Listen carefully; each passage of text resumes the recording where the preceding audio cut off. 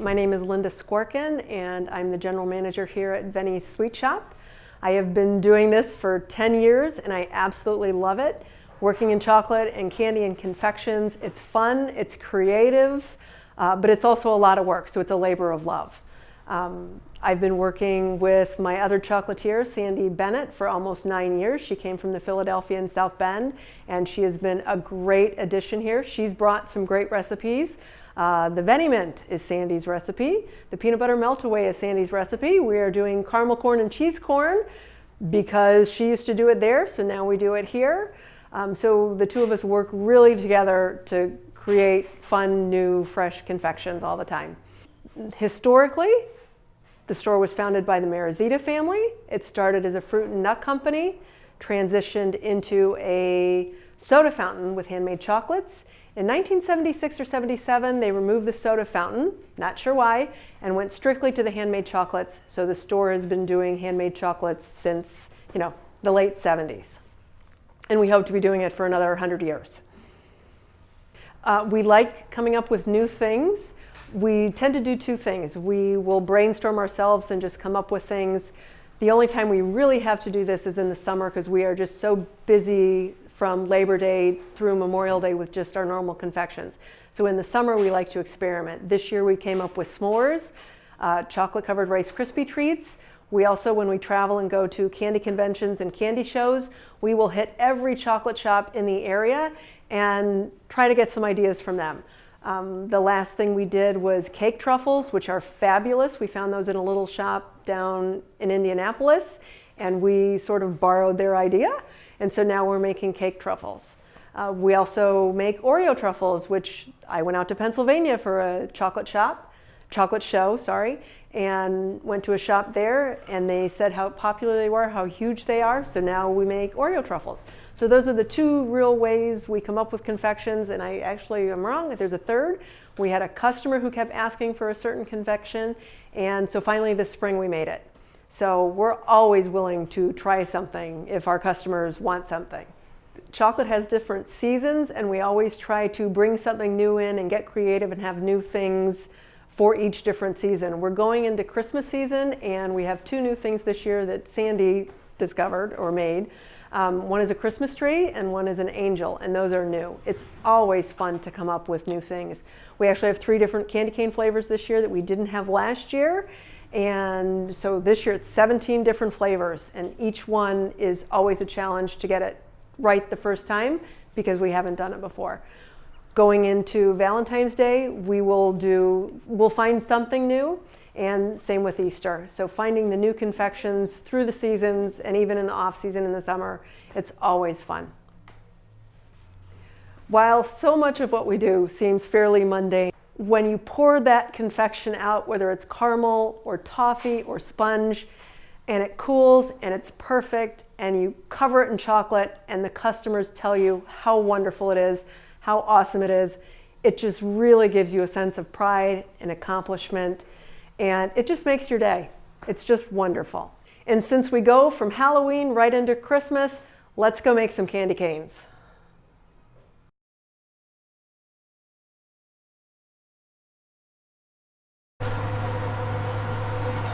Okay, we've measured out the sugar and the corn syrup for the candy canes.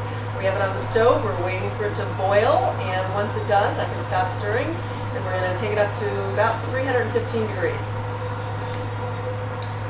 We're going to add the flavor at about 305. Just some of the flavors have water in it, and we want that to boil out as well, and then we're going to end up at 315. Okay, we're at 315, so I've turned the stove off.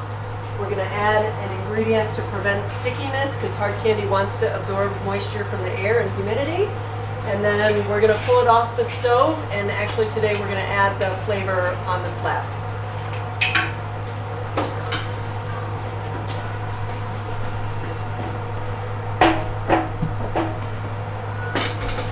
We're going to scooch around here.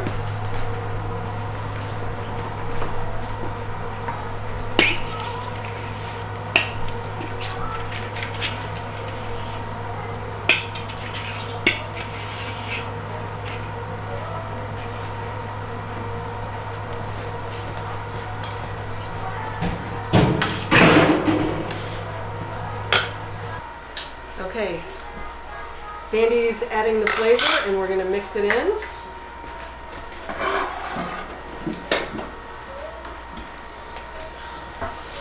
And we want to keep it hot while we mix it in, so we're putting 2 heaters on.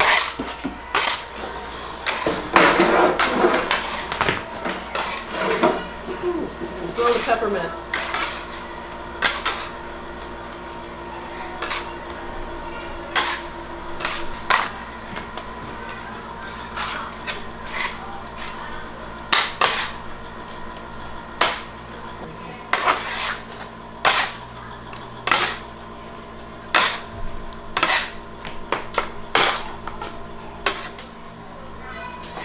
Now Sandy's cutting a piece off and she's going to make the stripes. I think that's good for this batch.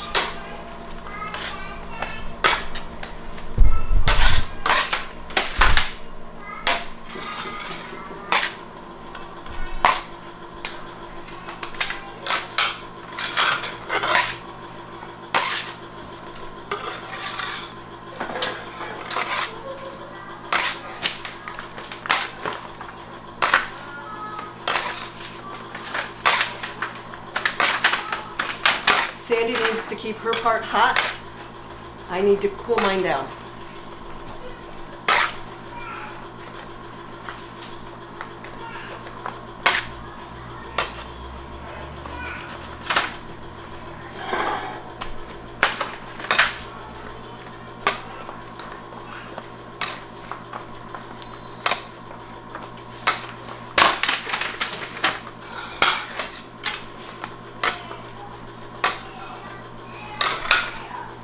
And now I'm moving my portion to the hook.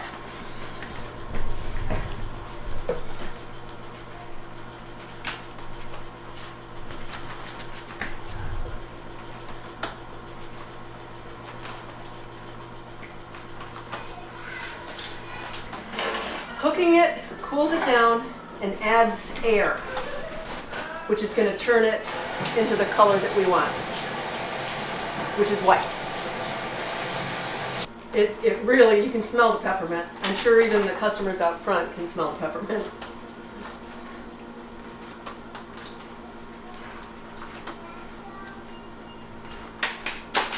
We actually make 17 different flavors of canes, but we'll make more peppermint than any other flavor.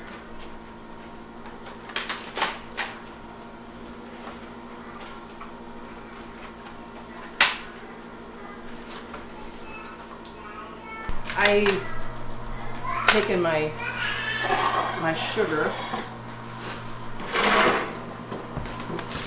colored it, and cut it into 3 pieces for my stripes.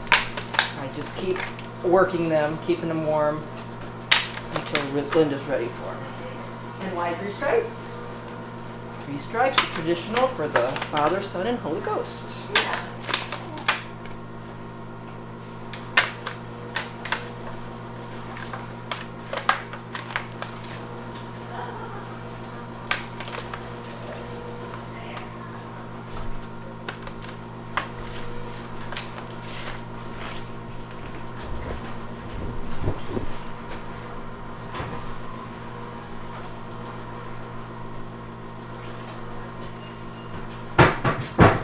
I can feel it firming up.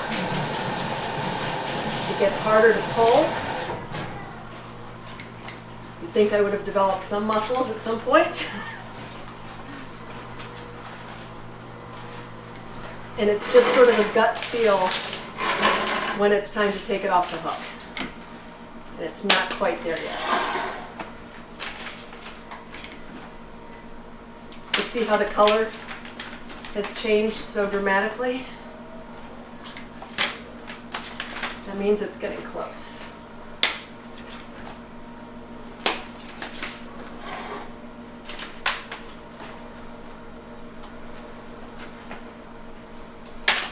This is definitely the most labor-intensive thing we do.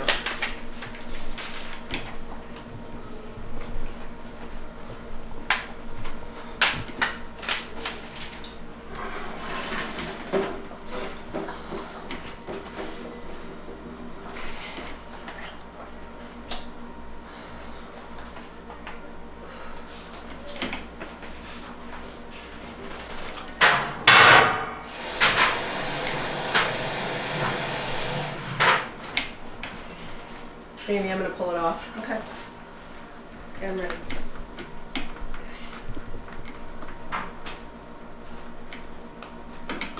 Now I've taken it off the hook, and we're going to move it back to the slab where we're going. This is called loafing it. We want to turn it into a loaf. I'm going to turn my heater on here to let it warm up. Once I have this in the right shape, we're going to add the stripes.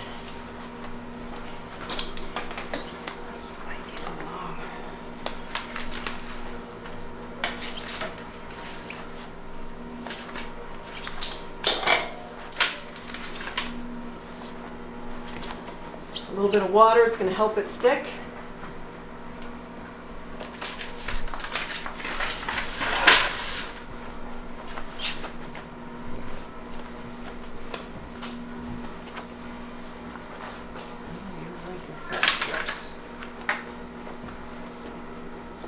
Just used to doing the bigger batches. I know it didn't look like it was that much.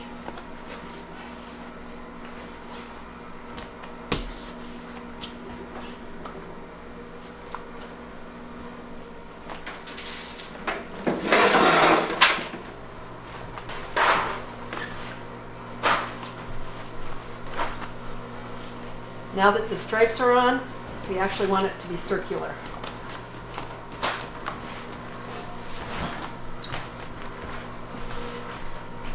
Because this is hand done, every batch looks different. Some have fatter stripes, some have thinner stripes.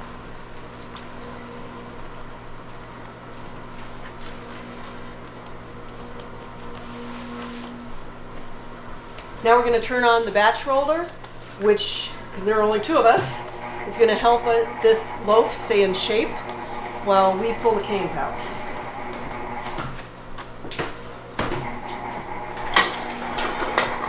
Okay, I'm going to change my gloves from these to these because our heater is so high, and these gloves will protect to about 1,000 degrees so I don't burn myself. And then, as odd as it seems, I'm going to don this welding apron for the same reason, because it's just so hot.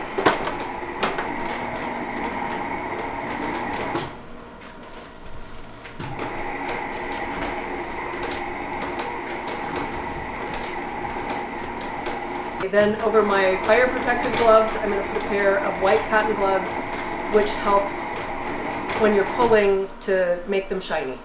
Get the right texture and color you want.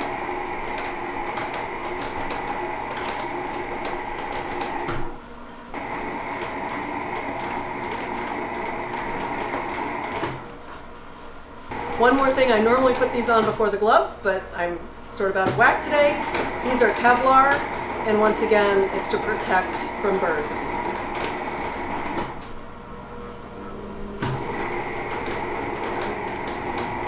Then we're going to see if it's ready to pull.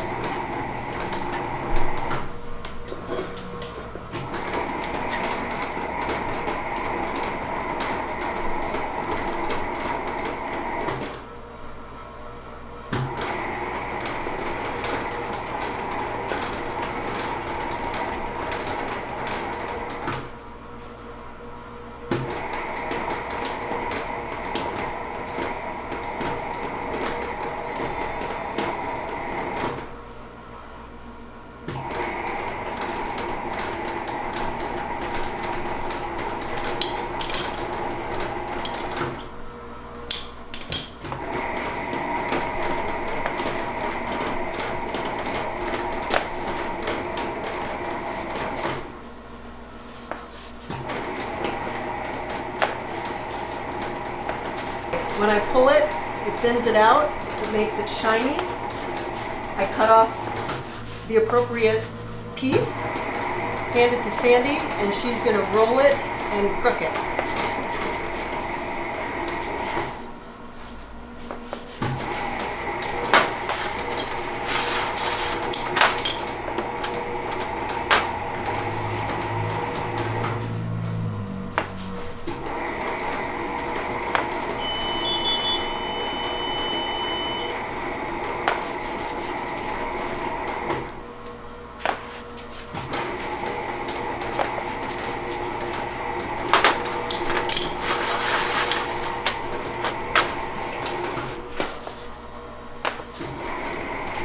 the loaf wants to thin out here, which I don't want it to do. So I just sort of push it back into the shape that I want.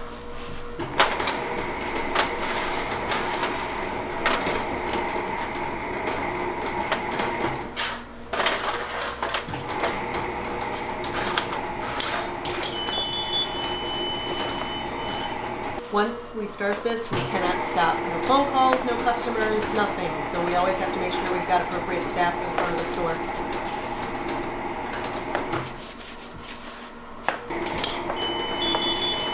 It comes out kind of fat, so I keep rolling it because my board is pretty warm. When she cuts it, it leaves a little knob on the end. So I try to get it so that it's the same diameter. And as I pinch it, I twist it because I want to have some nice twist in my candy cane. And then I just keep rolling it, and it stretches. And then I lay it here and I crook it and put it there to cool. I'm guessing you should get 40 to 50 canes from this batch. Sandy normally counts on the tray. Probably a fourth of the way. Sandy and I actually flew to Cape Cod to learn how to do this. To a small candy store, Chatham Candy Manor. It's a shop run by women, and they were kind enough to take us in for a couple days and teach us how to do this. Their process is a little different. They don't have a batch roller, but they have another dedicated person who's called the loafer, and it does what this machine does. But you know, they hold it and they keep it in shape and all this kind of stuff. But being that it's only Sandy and I, we had to do things a little bit differently. It is the most labor-intensive thing we do. It's hot. It's long. So it's, by the time we do a couple batches, I mean, we're exhausted. The most we like to do in a day is 3. And it's not because of time. We have more time to do it, but we're just done. Okay, most regular candy canes are done on huge machines that do this. And they're just mass produced, which is just totally different than us. We are, you know, handmade. Each one is different. It's almost a lost art. It's really unusual that people do these anymore by hand. And that's sort of what makes ours so special with everybody else who does it this way.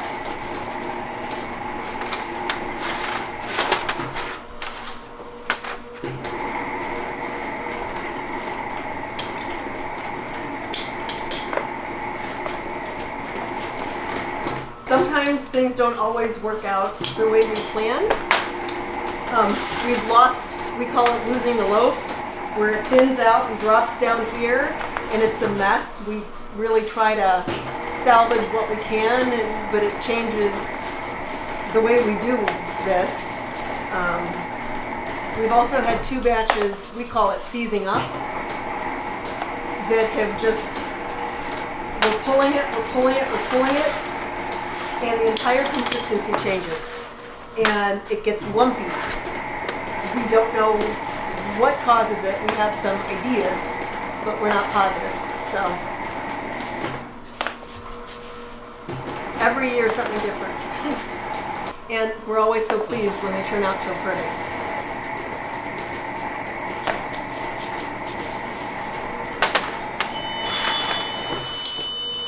The noises you hear in the background, the phone and the buzzing, that's customers coming in or calling. And the only reason Sandy and I are able to do this is because we have such a great front staff that is handling all that stuff that we cannot get to right now.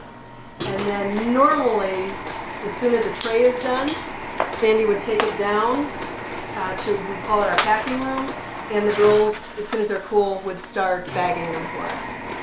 So this is truly a joint effort. Every staff member. It's really firm for some reason, probably because of the batch is so small. I can feel it too. For some reason, this batch is getting firm quicker than what it normally does, and we're guessing it's because we cut the size down, so it's not holding the heat. Even with two heaters on and Sandy's got a heater in front of it, we can feel it in the pulling and Sandy can feel it in the rolling. Which, nothing's wrong with it, it just makes it a little bit harder. The roller itself is not heated, but these little metal rivets in here are heated by the heaters, and they also help to keep it hot. This year we are making over 4,000.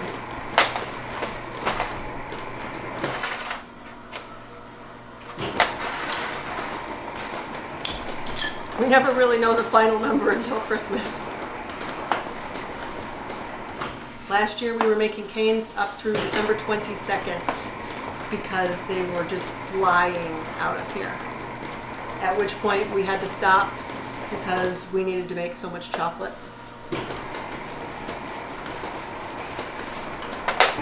Because I feel this is cooling off too much, I'm going to change the way I do things.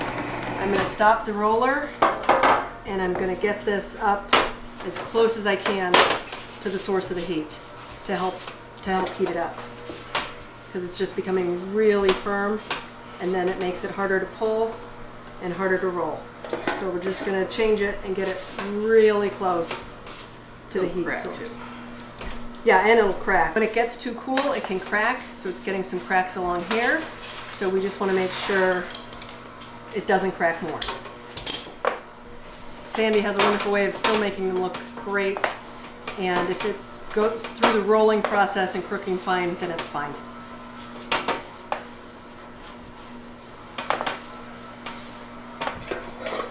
And it's trying to maneuver the heat sources to keep the whole thing as hot as possible. Sandy's actually the one who puts the twist in it when she's rolling it. She's rolling it and twisting at the same time, because when I hand it to her, the stripes are just all in a line. So Sandy's the one that puts the swirl in it.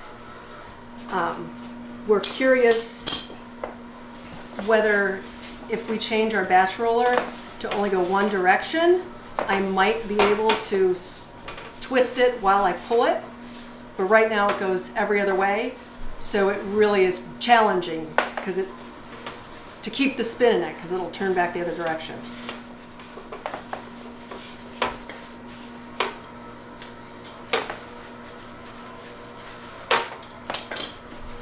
So Sandy and I are sort of like candy engineers. Oh. Yeah, we have a new title. Mm-hmm. And this is what Sandy means about the difference in diameter, but sometimes I have one end is skinnier than the other. It's just how it comes off the loaf. And I wish I had better control over it, and maybe in a few more years. This is really hot right now. You could tell it's sort of softening, changing its shape. It's easier to work with. And I'm gonna, because Sandy's rolling one and she has an extra, I'm just gonna let this sit, because I don't want to get too far ahead of her.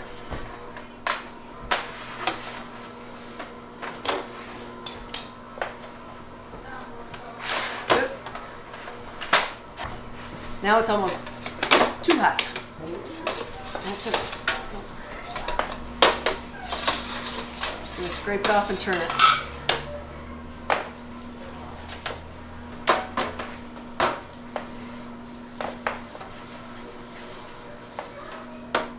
Turn my heater down just a smidge. Okay, at the end of the loaf or the batch, it either comes out really slowly if it's firm, or really fast if it's soft. And this one's really soft right now, which is nice. So it's gonna finish fast. And we're also more likely to get canes till the very end.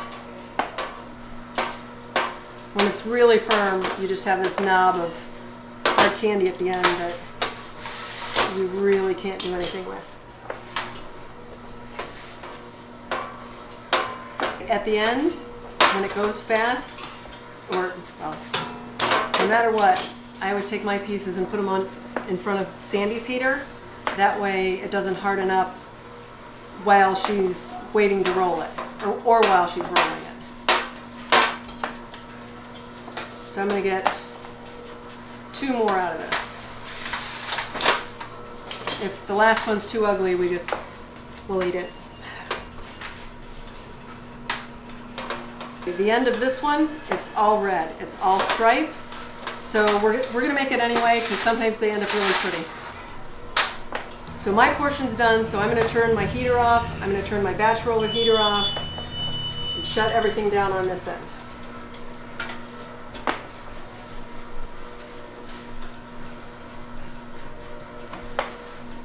As you can see, while we tried to make them all the same size and consistency, because they're handmade, they all vary. Some are short, some are longer, some are fatter, and like this guy at the end, he's the stripe. He's the end piece, who's mostly stripe. So no 2 are ever going to be the same. Well, we just finished it, and this batch of canes is done. Thank you so much for joining us.